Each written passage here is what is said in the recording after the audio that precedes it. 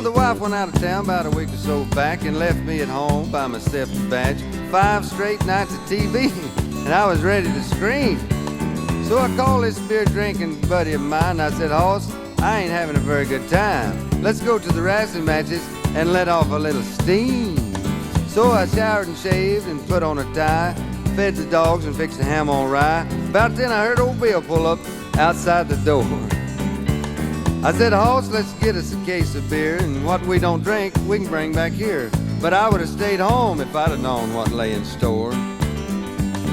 We pulled up to a building that looked like a barn. I had a couple of beers under one arm because the crowd was already backed out in the street.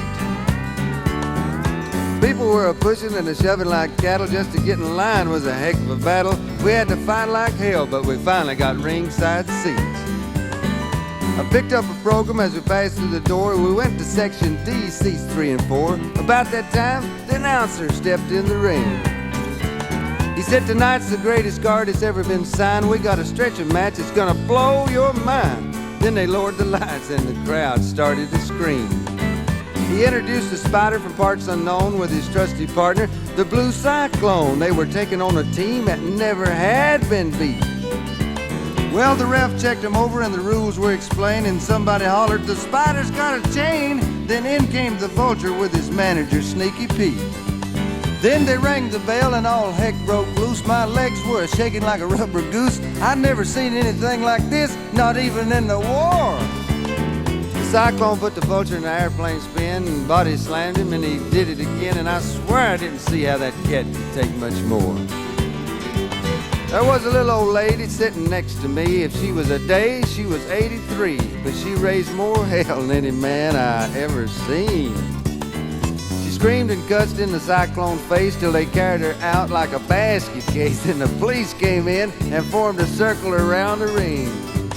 Then on the second row up jumped a man, and I could see a pocket knife in his hand, and he hollered, "Let me in there, and I'll mop up the floor." His wife reached up and grabbed his sleeve, and I saw him breathe a sigh of relief, and then he sat down and he never did say no more. It was right about then, in the thick of things, my buddy Bill threw a chair in the ring, and that's when I knew we'd better head for the door. 'Cause I saw the Cyclone a-looking at us, and he rubbed his head and he started to cuss, and I knew if he caught us, he'd break Bill's neck for sure. Well, where we'd parked wasn't very far, and Bill run so fast he beat me to the car. He locked the doors, and he wasn't about to let no one in. I turned around and the Cyclone was there, and he said, "Hey buddy, you forgot your chair." By the look in his eyes, I knew this was the end. So I screamed, "Watch it, pal, I run a school where I teach karate and jiu-jitsu." But before I could finish, I knew I'd made a big mistake. Then he jumped up real high in the air, then both feet caught me with a flying mare. Now tell me again how all that wrestling's fake. Then he body slammed me 2 or 3 times, then he put his arms around me from behind, then he pile drive me right on that hard concrete. He broke both my arms and 3 of my ribs. It's the closest I've come to being killed, and that's the last thing I remember before he put me to sleep. Well, I'll tell you one thing from now on. I'll watch the wrestling matches at home, sipping on a beer in front of my own TV. And if the wife and kids ever leave again, I'm gonna stay away from all my friends, 'cause the only friend I can really trust is me. Doctor, doctor.